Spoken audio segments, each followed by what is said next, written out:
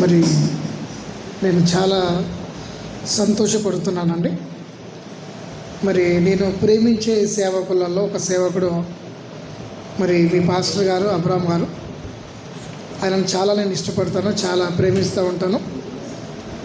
మరి ఆయన చక్కగా పాట పాడతాడని లేక చక్కని వాక్యము చెప్తాడని కాదు, కానీ ఆయన స్వభావం అండి.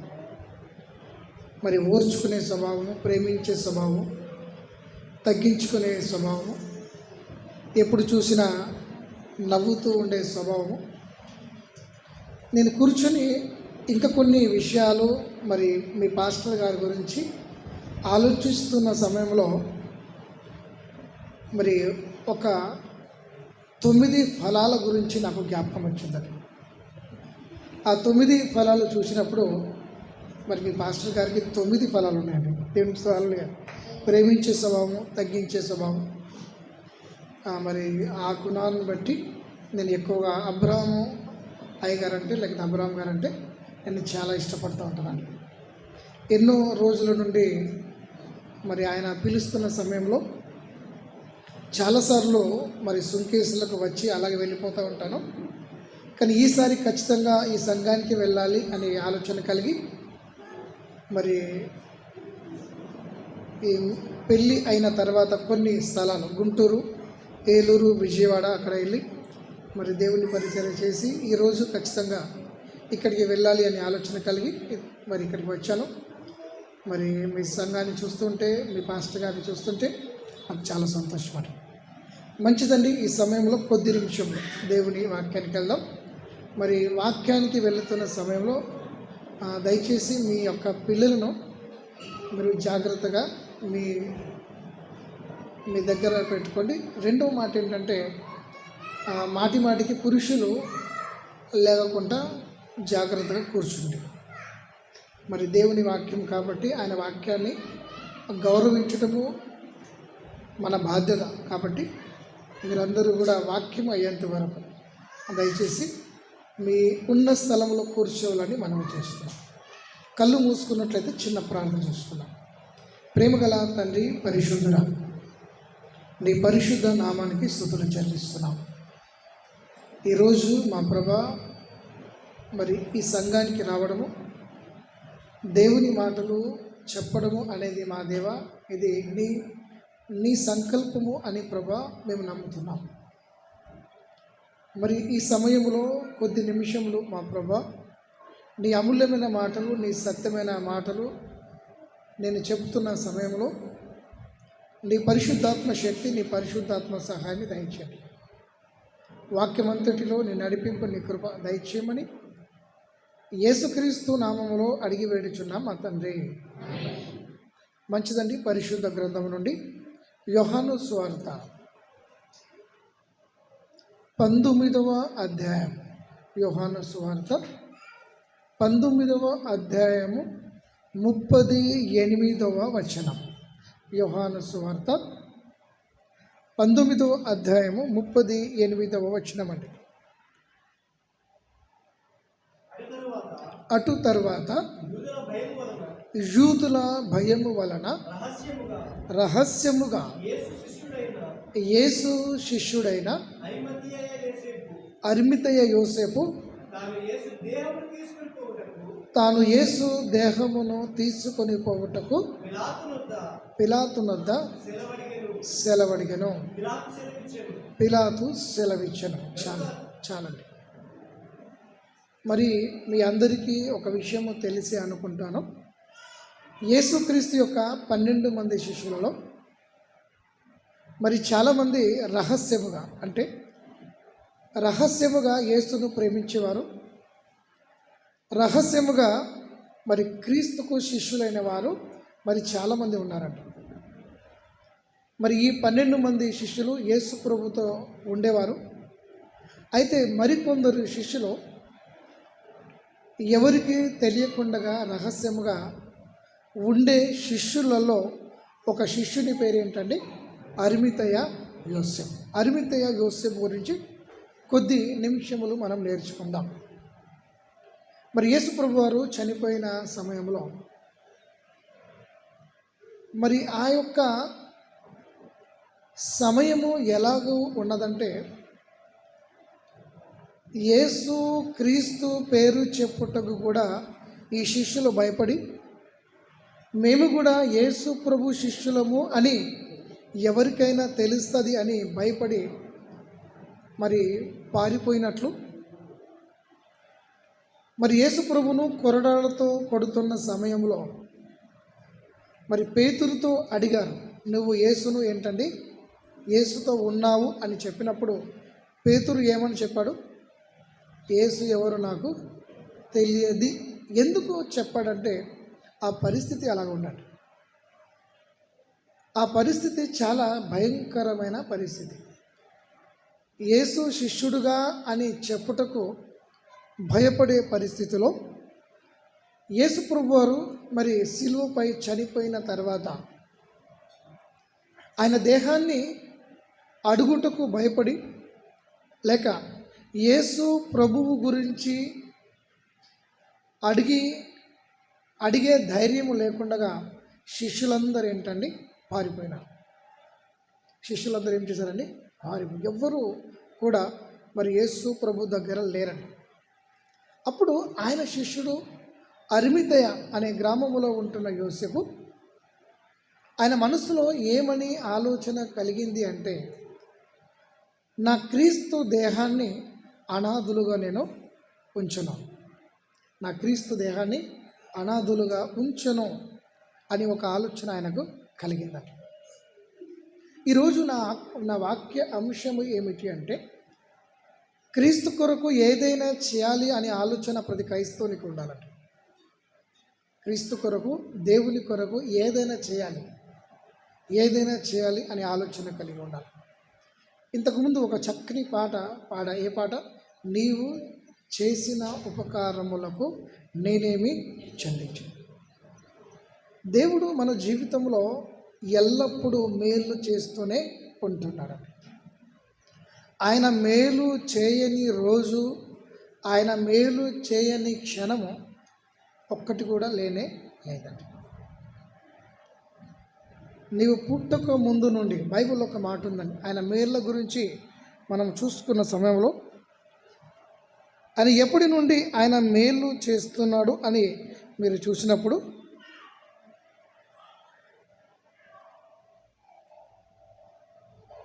ఎఫెసీ రాసిన పత్రిక 1వ అధ్యాయము 6వ వచనములో ఒక మాట ఉందండి,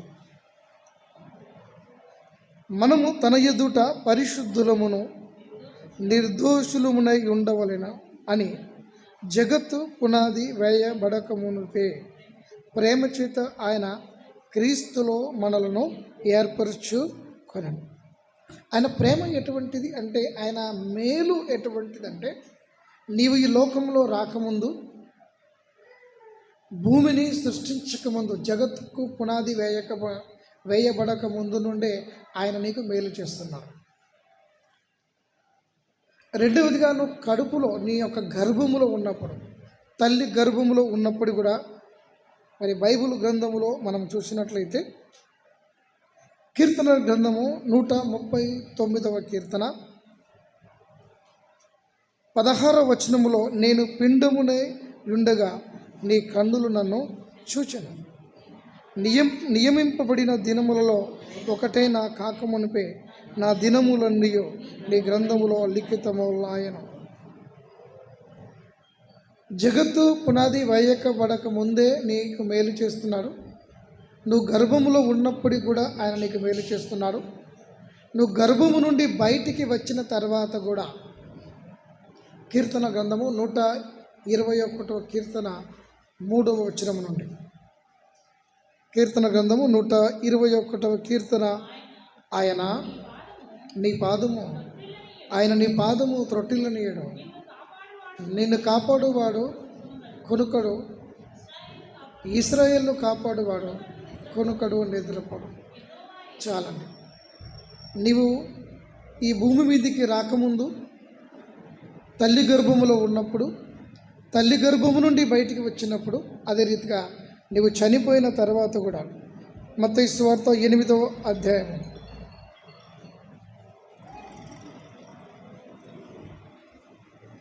9 క్షమించండి, యోహాను సువార్త 14వ అధ్యాయం 3వ వచనము, నేను వెళ్ళి మీకు స్థలము సిద్ధపరిచిన ఎడల నేనుండు స్థలములో మీరును ఉండులాగిన మరలా వచ్చి నా యొద్ద నుండుటకు మిమ్మను తీసుకొని పోవదనొచ్చాను. అంటే నేను ఎందుకు ఈ మాట మీకు జ్ఞాపకం చేస్తున్నానంటే, ఆయన మేలు ఎటువంటిదంటే, జగత్తు పునాది వేయకబడక ముందు నువ్వు తల్లి గర్భంలో ఉన్నప్పుడు, తల్లి గర్భం నుండి బయటికి వచ్చి ఈ లోకములో ఉన్నంత వరకు ఈ లోకాన్ని వదిలేసి పరలోకములో వెళ్ళినప్పుడు కూడా నీ కొరకు ఆయన ఏమి చేస్తున్నాడండి? స్థలాన్ని ఏర్పాటు చేస్తున్నాడు. భూత భవిష్యత్తు వర్తమాన కాలములో మన దేవుడు మనల్ని ఏమి చేస్తున్నాడండి? ప్రేమిస్తున్నాడు. నువ్వు ఈ లోకంలో రాకముందు తల్లి గర్భంలో ఉన్నప్పుడు, తల్లి గర్భము నుండి బయటికి వచ్చి ఈ లోకములో బ్రతికినంత కాలము, ఈ లోకాల్ని వదిలిన తర్వాత కూడా నీ కొరకు స్థలము ఏర్పాటు చేయుటకు యేసయ్య ఆ పరలోకములో ఆయన నీ కొరకు నా కొరకు సిద్ధపరుస్తున్నాడు. ఎందుకు ఈ మాటలు మీకు జ్ఞాపకము చేస్తున్నానంటే, అనేక సార్లు మనం ప్రభువా మేలు చేస్తున్నావు అని అంటున్నావు, కానీ ఏ మేలు చేస్తున్నావో అది కూడా ప్రతి క్రైస్తవుడు జ్ఞాపకం చేసుకోవడం చాలా చాలా ప్రాముఖ్యమైనది. నీవు చేసిన ఉపకారములకు ఏ ఉపకారమా? భూత భవిష్యత్తు వర్తమానములో నీ గురించి, నీ కొరకు ఆలోచిస్తూ, నిన్ను ప్రేమిస్తూ, ఒక క్షణమైన నిద్ర లేకుండా, ఆయన కునుకకుండా నిద్రపోకుండా నీ కొరకు ఆలోచిస్తున్న ఆ మహాదేవుని మేళ్లను ప్రతి క్రైస్తవుడు ప్రతిరోజు కూడా జ్ఞాపకం చేసుకోవడం చాలా చాలా ప్రాముఖ్యమైనది. ఈ మాటలు మీ ముందు ఎందుకు పెడుతున్నాను అంటే, ప్రతి క్రైస్తవుడు ప్రభువా మేలు చేస్తున్నావంటే అది ఏ మేలో మీరు జ్ఞాపకం చేసుకుంటూ కూడా చాలా చాలా ప్రాముఖ్యం. చెప్పండమ్మా, జగత్తు పునాది వేయకబడక ముందు నుండి తల్లి గర్భంలో ఉన్నప్పుడు, తల్లి గర్భం నుండి బయటికి వచ్చి నీవు జీవించినంత కాలము, నువ్వు మరణించిన తర్వాత కూడా పరలోకములో వెళ్ళుటకు స్థలము సిద్ధపరుస్తున్నాడు. నీ ఆత్మ గురించి సిద్ధపరుస్తున్నాడు, నీ శరీరము గురించి కాపాడుతున్నాడు. నీ ఆయన ఆలోచనలో నేను ప్రేమించున్నట్లు మరి దేవుని యొక్క గ్రంథం మనకు కనబడుతున్నాడు. అయితే ఇన్ని మేలు చేస్తున్న దేవుని కొరకు, ఇంత ప్రేమించుతున్న దేవుని కొరకు క్రైస్తవులైన మనము, దేవుని నమ్మిన బిడ్డల మనం కూడా దేవుని కొరకు ఏదో ఒకటి చేయాలి అనే ఆలోచన కలిగి ఉండటము ఇది చాలా చాలా ప్రాముఖ్యమైనది. మరి ఈరోజు మీరు లేచిన తర్వాత నేను దేవుని కొరకు ఏదైనా చేయాలా అని ఎవరికైనా ఆలోచన కలిగిందండి? చెప్పండి. నేను దేవుని కొరకు ఏదైనా చేయాలి కలిగిందా? చెప్పండి ఒకసారి అమ్మ. మనకు కలగదండి. దేవుని మేళ్లను కోరుతున్నాము, కానీ దేవుని కొరకు ఏదైనా చేయాలి అనే ఆలోచన క్రైస్తవ జీవితంలో తగ్గిపోతుందండి. చాలా మంచి సంఘం అండి, చాలా మంచివారు మీరు. అయితే అనేక సార్లు ప్రతిరోజు కూడా దేవుని మేళ్లను తలంచినప్పుడు నేను దేవుని కొరకు ఏదో ఒకటి చేయాలి అనే ఆలోచన కలిగి ఉండడం చాలా చాలా ప్రాముఖ్యమైనది. ప్రతి క్రైస్తవుడు కానీ మీరు లేచారనుకోండి, మీరు నిద్రపోయినప్పుడు ఆయన కళ్ళు నిన్ను చూస్తున్నాయండి.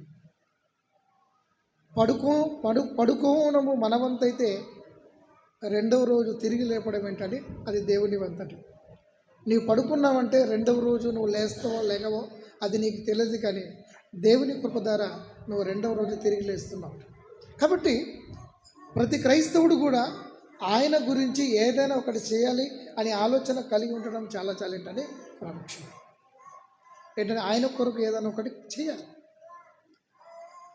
అందుకని ఈ అరిమతయ యోసేపు, యేసు ప్రభు ఆయన చనిపోయిన తర్వాత ఆయన దేహము కొరకు ప్రతి క్రైస్తవుడు, ప్రతి శిష్యుడు భయపడుతూ రహస్యముగా తన ఇంటిలో ఉండి, ఎవరికి తెలిసినా నన్ను చంపివేస్తారు అనే భయంతో ఎవరికి తెలియని, ఎవరికి కనిపించని స్థలములో తన శిష్యులందరూ ఉంటే రహస్యముగా ఉన్న ఒక శిష్యుడు నేను క్రీస్తు కొరకు ఏదో ఒకటి చేయాలి అని ఆలోచన కలిగి ఆయన ముందుకు వెళ్తున్నాడు. మరి అనేక సార్లు ఒక ప్రాముఖ్యమైన విషయాలను 4 సువార్తలో రాయబడ్డదండి. యేసుక్రీస్తు యొక్క జననము గురించి 2 సువార్తలు రాయబడి ఉంటే యేసుక్రీస్తు మరణం గురించి 4 సువార్తలు ఏంటంటే రాయబడి ఉందండి.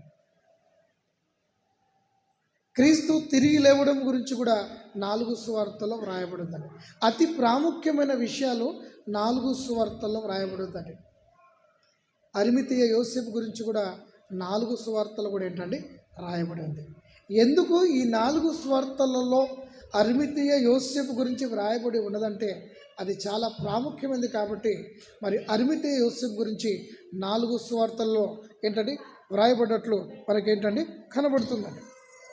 పరిశుద్ధ గ్రంథము నుండి మత్తయి సువార్త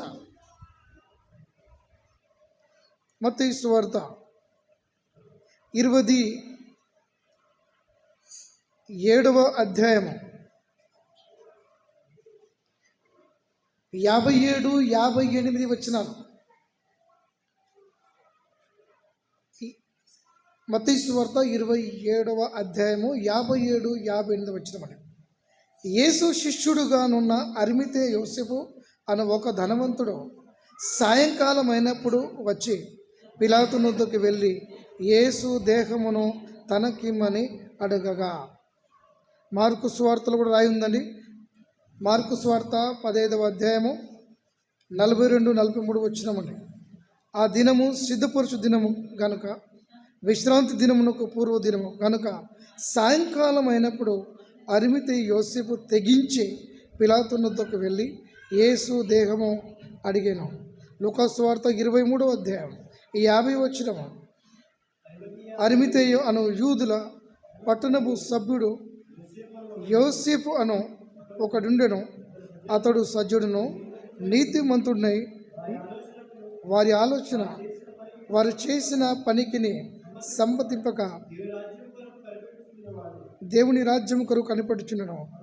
అతడు పిలాతు వద్దకు వెళ్ళి యేసు దేహము అడిగానండి. ఇది 4 సువార్త కూడా ఏంటంటే యేసు దేహము అడిగాను. ఎందుకు ఈ అరిమతేయ యోసేపు గురించి మీకు చెప్తున్నానంటే అక్కడి పరిస్థితి వేరండి. బహు భయంకరమైన పరిస్థితుల్లో కూడా ఆయన యేసు ప్రభువారు బ్రతికి ఉన్నంత వరకు ఏమి చేశాడో తెలియదు, కానీ ఆయన మరణించిన తర్వాత ఏదో ఒకటి చేయాలి అని ఆలోచన కలిగిన వారు ఎవరండి? అరిమతేయ యోసేపు. మీరు యేసు ప్రభు గురించి ఏం చేస్తున్నా నాకు తెలియదు, కానీ ఆయన మాత్రము నీ కొరకు మేలు చేస్తున్న ఏంటండి ఉంటాడు. ఇంతకుముందు మీరు చదివినప్పుడు ఆయన తెగించాడు. తెగించడం అంటే ఏంటండి? ఏమైనా పర్వాలేదు, క్రీస్తు కొరకు ఏదైనా నేను చేస్తాను. క్రైస్తవునికి క్రీస్తు పని గురించి తెగింపు చాలా అవసరం అండి. ఏదైనా పర్వాలేదు నేను చేస్తాను, ఏమైనా పర్వాలేదు నేను చేస్తాను, ఎవరు ఏమైనా పర్వాలేదు నేను క్రీస్తు కొరకు ఏదో ఒకటి చేస్తాను అని ప్రతిరోజు కూడా ఆలోచన కలిగి ఉండటం చాలా చాలా ప్రాముఖ్యం.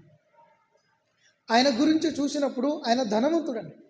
ఎవరంటే ఆయన ఎవరు? అరిమతేయ యోసేపు ధనవంతునికి ప్రాణం అంటే ప్రేమ.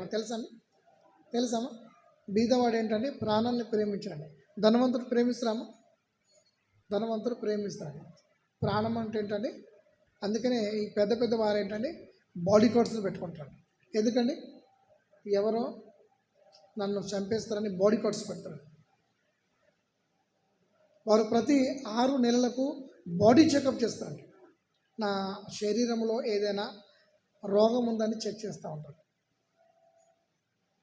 వారు తుమ్మినా పోయి అడ్మిట్ అయిపోతారండి. అంతేనా? దగ్గిన ఏంటండి? దగ్గి వచ్చినా తుమ్ము వచ్చిన ఏంటండి పోయి అడ్మిట్ అయిపోతారు. మనం చేస్తామా? దగ్గొస్తే ఏంటండి వేడి నీళ్ళు తాగేసేసి సరిపుచ్చుకుంటాం. ధనవంతునికి ఏంటండి? ప్రాణప్రేమ ఎక్కువ అండి. కానీ ఈ ధనవంతుడు ఏంటండి? ప్రాణాన్ని కంటే దేవునికి విలువిస్తున్నారు. ధనవంతునికి బ్రతకాలని ఆసక్తి ఉంటుందండి. ఎక్కువ కాలం ఏంటంటే బ్రతకాలి, ఎక్కువ కాలం బ్రతకాలి. అందుకనే యేసు ప్రభువారు ఒక స్టోరీ చెప్పాడు ఏంటంటే, నా ప్రాణమా ఏంటంటే తినుము త్రాగుము, సుఖించుము. నీ కొరకేంటని కోట్లలో ఏంటండి ధాన్యం ఉంది. ప్రాణము బ్రతుకు బ్రతుకు బ్రతుకు. ధనవంతునికి ఏంటండి బ్రతకాలని ఎక్కువ కోరిక ఉంటుంది. కానీ ఈ ధనవంతుడు బ్రతకాలని కోరిక లేదు, కానీ బ్రతికి ఉన్న సమయంలో క్రీస్తు కొరకు చేయాలి అని ఒక ఏంటని ఆలోచన కలిగి ఉందండి. అందుకని పౌలు ఏమంటని, బ్రతుకుట క్రీస్తే, చావైనా లాభం. ఈ ధనవంతుడు ధనాన్ని పక్కన పెట్టి క్రీస్తు కొరకు ఏదో ఒకటి చేయాలి. ఈ బ్రతికి ఉన్నంత కాలం ప్రతిరోజు కూడా దేవుడు నిన్ను రక్షిస్తాడు కాబట్టి ప్రతిరోజు కూడా దేవుని కొరకు ఏదో ఒకటి చేసే బాధ్యత ఇది ప్రతి క్రైస్తవునికి ఉన్నమాట. ఈ ధనవంతుడు బ్రతకాలని ఆశ లేదు, కానీ బ్రతికి ఉన్నప్పుడే దేవుని కొరకు ఏదో ఒకటి చేయాలి అని ఆశ కలిగి ఉన్నాడు. అప్పుడు ప్రాణానికి లెక్క చేయకుండా తెగించి ఎక్కడికి వెళ్ళాలమ్మా? పిలాతు దగ్గరికి వెళ్ళాలి. నా యేసు దేహము నాకు కావాలి, నా దేవుని దేహము నాకు కావాలి, ఏదో ఒకటి చేయాలి దేవుని కొరకు. ఆ దేహము తీసుకున్న తర్వాత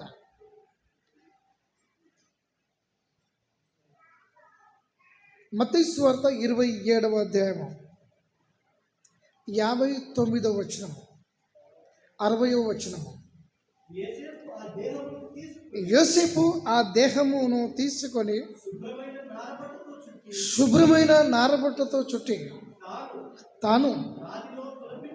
తాను రాతిలో తొలపించుకొనిన క్రొత్త సమాధిలో దానిని ఉంచి సమాధి ద్వారమునకు పెద్ద రాయి పొర్లించి వెళ్ళిపోయారు. ఎవరి సమాధి అంటారు చెప్పండి? ఎవరి సమాధి అండి? తాను ఏర్పరచుకొనిన సమాధి. ఆ రోజులలో యూదులో ఈ రోజులలో మనం ఉన్న వారిని మనం ఇల్లు కట్టించుకుంటూ ఉంటాం కదా, చక్కగా అందంగా ఇల్లు కట్టిస్తూ ఉంటాం. ఆ రోజులలో సమాధులు కట్టుకునేవారంట. ధనవంతులు ఏం చేశారండి? సమాధులు కట్టుకునేవారు. తన ఇంటికంటే సమాధిని ప్రేమించేవారంట. అందుకని యేసుక్రీస్తు ఏమంటండి, సున్నము కొట్టిన సమాధుల. ప్రతి ధనవంతుడు తన కొరకు ఆ సమాధిని ఎవరికి ఇచ్చేవారు కాదంట. ఆ సమాధిని ఏంటండి ఎవరికి ఇచ్చేవారు కాదు. నా సమాధి అని అందంగా వారికి తెలుసండి, నేను చనిపోతే ఈ సమాధిలో వెళ్తాను కాబట్టి అందమైన సమాధి వారు చేసుకునేవారు. ఈ యోసేపు ఏమంటున్నా అండి, నా సమాధి క్రీస్తును అంగీకరించిన తర్వాత ఏది నాది కాదు, సమస్తం ఎవరిదండి? క్రీస్తుది. ఏంటండి? ఏది నాది కాదు, ఎవరిదండి? సమస్తం ఏంటండి? క్రీస్తు. తాను తనది అనుకుంటున్న ఆ సమాధిలో ఎవరికి పెడుతున్నారమ్మా? ఎందుకు తెలుసని, ఏదో ఒకటి దేవునికి చెయ్యాలి అని ఆలోచన కలిగిన వారంటే. ఈ రోజులలో మనం ఎటువంటి వారం అంటే ఏంటంటే నాది అనే అలవాటు అయిపోయిందండి. బలం ఎవరిదమ్మా? బలము దేవునిదా మీదా అండి? ఏముందమ్మా? బలం ఎవరిదండి? ధనమమ్మ. ధనం మాత్రం నాది కదా. బలం ఎవరిదండి? ధనమమ్మ. ధనం మాత్రం నాది, అంతేనా? అన్ని దేవుని అండి. కానీ అనేక సార్లు ఏంటండి నాది అనే అలవాటు అయిపోయిందండి. బలము దేవునిదే, ఆత్మ దేవునిదే, సమస్తము దేవునిదే. అంటే క్రీస్తును నమ్మిన తర్వాత ఏది నీది కాదని. దేవుని నమ్మిన తర్వాత సమస్తం ఏంటంటే అది దేవునిదండి. ఈ యొక్క అరిమితయ్య యోసేపు ఏమని అంటున్నాడంటే, నాదన్నది నేను నీకు ఇచ్చిస్తాను. నాదన్నది ఏంటంటే నేను నీకు ఇస్తాను. ప్రియమైన దేవుని బిడ్డలారా, నేను చెప్పే ఉద్దేశం ఏమిటంటే, ప్రతి క్రైస్తవుడు కూడా దేవుని కొరకు ఏదో ఒకటి చేయాలి అనే ఆలోచన కలిగి ఉండటం చాలా చాలా ఒక్కరోజు కాదండి. దేవుడు నిన్న కాపాడడం లేదమ్మా, నిన్న రక్షించాడండి, ఈరోజు కాపాడడమ్మా, రేపు కాపాడుతారమ్మా, నువ్వు బ్రతికున్నంత వరకు కాపాడతాడు లేదండి. నువ్వు పుట్టినది మొదలుకొని చనిపోయేంత వరకు కూడా ప్రతిరోజు దేవుడు నిన్ను కాపాడుతూనే ఉన్నాడు. ప్రతిరోజు దేవుడు నీకు మేలు చేస్తూనే ఉన్నాడు. ఆయన ప్రతిరోజు మేలు చేస్తున్నాడు కాబట్టి ప్రతిరోజు కూడా ఉదయం లేచినప్పుడు ప్రభా నేను ఏదో ఒకటి నీ కొరకు ఏంటని చేయాలి అనే ఆలోచన కలిగి ఉండడం చాలా చాలా ప్రాముఖ్యం. మీరు అనుకుంటున్నారు ఏమి చేయాలి? 3 పనులు చెప్తాను ఏమి చేయాలి. పరిశుద్ధ గ్రంథం నుండి బైబిల్ గ్రంథం మీరు తీసినట్లయితే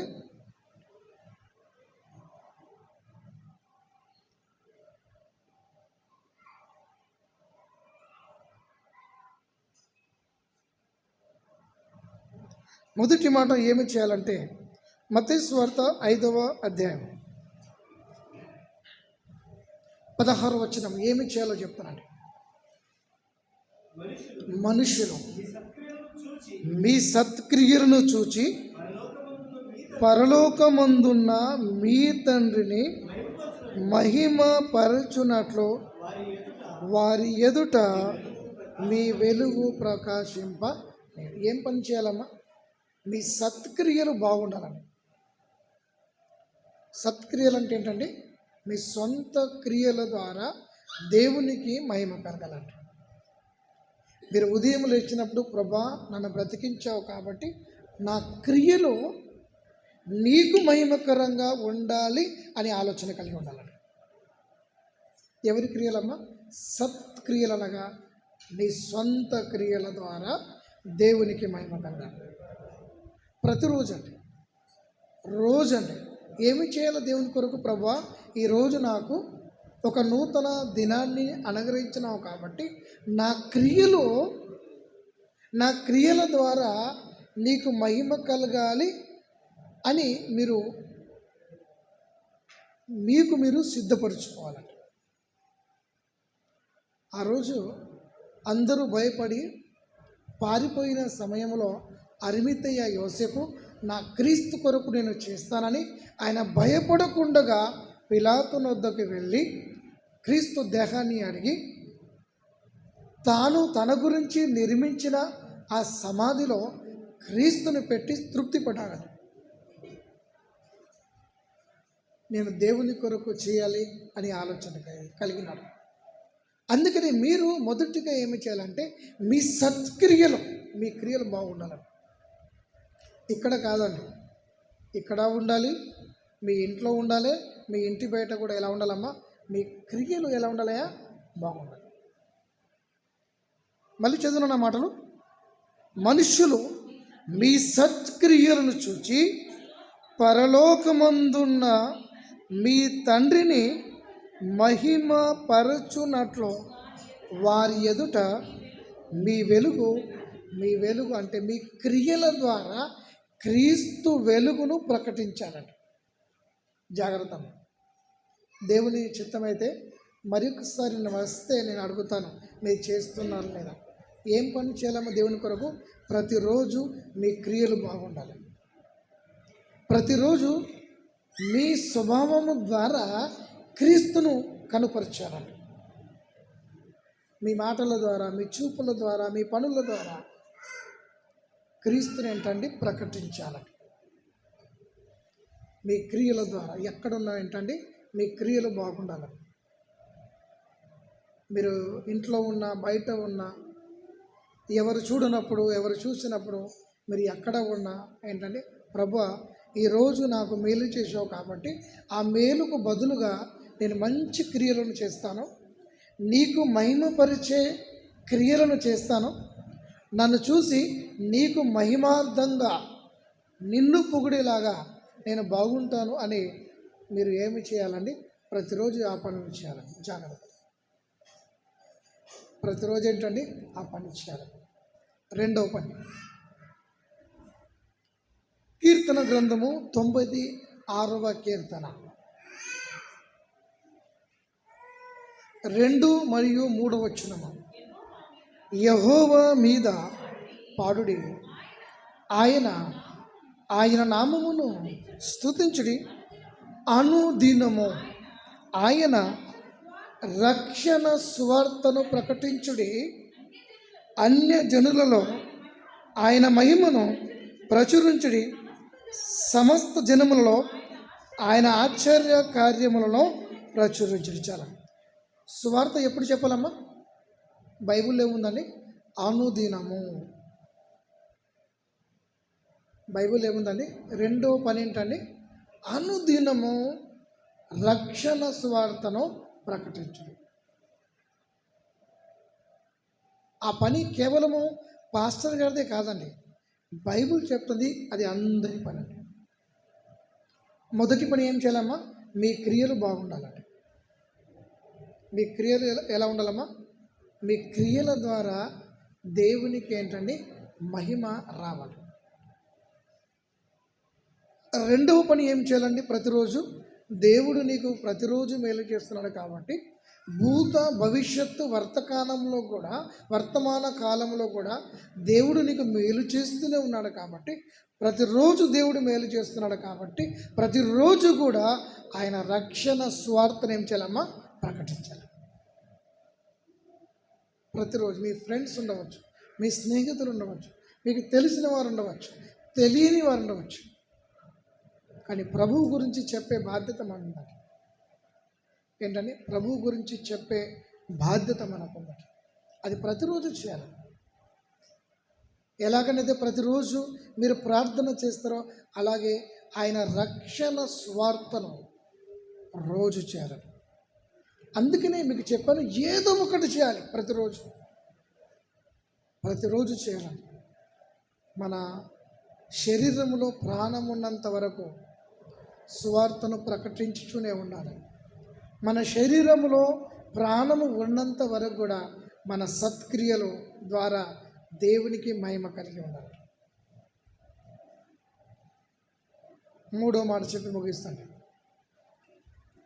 మత్తయి సువార్త 8వ అధ్యాయం 4వ వచనం ఒక మాట, చివరి మాట అండి. మోషే నియమించిన కానుక సమర్పించమని వారితో చెప్పారు. మనం ఏంటండి? శరీరముతో పాటు ఏంటండి? మీ సంపాదనలో ఏంటండి? 10వ భాగం కూడా ఏంటండి? ఇవ్వడం. వల్ల దేవుడు రోజు మేలు చేస్తున్నాడు కదా. ఆయన కునుకొడు ఏంటండి? నిద్రపోడు. ఆయన కునుకొడు ఏంటండి? దేవునికి ఇచ్చే భాగము కూడా మనము ప్రతిరోజు ఏంటండి? ప్రతి రోజు కాదు కానీ ప్రతి నెలకు అది ఇస్తూ ఉండాలి. అది ఒకరోజు కాదండి, ప్రతిరోజు చేయవలసిన పని. దేవుడు నీ జీవితంలో రోజు మేలు చేస్తున్నాడు కాబట్టి మన గుణము ఎలాగ ఉండాలంటే, నేను దేవుని కొరకు ప్రతిరోజు ఏదో ఒకటి చేయాలి అనే ఆలోచన కలిగి ఉండడం చాలా చాలా ప్రాముఖ్యం. అది ఏ ఆలోచనమ్మా? ఆ రోజు ధనవంతుడైన అరిమితే యోసేపు, ధనవంతులు తన ప్రాణాన్ని ప్రేమించినప్పటికీ కూడా తన ప్రాణాన్ని లెక్క చేయకుండా దేవుని కొరకు చేస్తాను అనే ఆలోచన కలిగి ఆయన పిలాతు దగ్గరికి వెళ్ళి క్రీస్తు దేహాన్ని అడిగినాడు. ఆ దేహాన్ని తీసుకొని తనది అనుకున్నది దేవునికి ఇచ్చేశాడు. ఇది అద్భుతం అండి. తనది అనుకున్నది దేవునికి ఇచ్చాడు. కాబట్టి మనమందరం కూడా ప్రతిరోజు కూడా ఈ 3 పనులు చేయాలి. నంబర్ 1 ఏంటమ్మా? నీ సత్క్రియలు అండి. నీ సొంత క్రియలు బాగుండాలి. మీ సొంత క్రియలు బాగుండాలి. రెండవది ఏంటంటే అనుదినము రక్షణ సువార్త, క్రీస్తు గురించి ప్రకటించిన ప్రతిరోజు అండి. అందుకని మహా ఆజ్ఞలో మొదటి ఆజ్ఞ ఏంటండి? యేసు ప్రభువు చెప్పాడు ఏంటని? సమస్త జనులకు ఏంటని? మరి మత్తయి సువార్త ఉంటుంది కదా, 28వ అధ్యాయం 19 నుంచి ఉంటుంది రోజు. మూడవది ఏంటంటే మీకున్న దాంట్లో మీరు ఖచ్చితంగా దేవునికి ఇచ్చుటకు మీరు నేర్చుకోవాలి. కాబట్టి దేవుని మేళ్లను ఇలాగా మనం చేయాలి. దాన్ని మనం ఈజీగా అంటారు, ప్రభా నీవు చేసిన మేళ్ళని ఏంటండి? నీవు చేసిన ఉపకారములకు నేను ఏం చెల్లించి చెప్పండి? ఈ 3 పనులు చేయాలి. రోజు చేయవలసిన పండుగ. మనకెవరైనా మన కష్టంలో ఉన్నప్పుడు ఎవరైనా నీకు 100 రూపాయలు ఇచ్చామనుకోండి, చచ్చే వరకు మర్చిపోతామండి? మర్చిపోమండి. ఆకలితో ఉన్నప్పుడు ఎవరైనా నీకు అన్నం పెడితే, అబ్బా నేను ఆకలితో ఉన్నప్పుడు నాకేంటంటే అన్నము పెట్టాడు అని మర్చిపోవడమే. అలాగే దేవుడు నీకు రోజు మేలు చేస్తున్నాడు కాబట్టి ఏంటంటే దేవుడి కొరకు ఏదో ఒకటి చేయాలి అనే ఆలోచన కలిగి ప్రతిరోజు కూడా మీరందరూ ఏదో ఒకటి దేవుని కొరకు చేసేలాగా మీ అందరికీ పరిశుద్ధాత్మ దేవుడు సహాయం చేయనుగాక. ఆమేన్. కళ్ళు మూసుకున్నట్లయితే ప్రార్థన చేసుకున్నాం.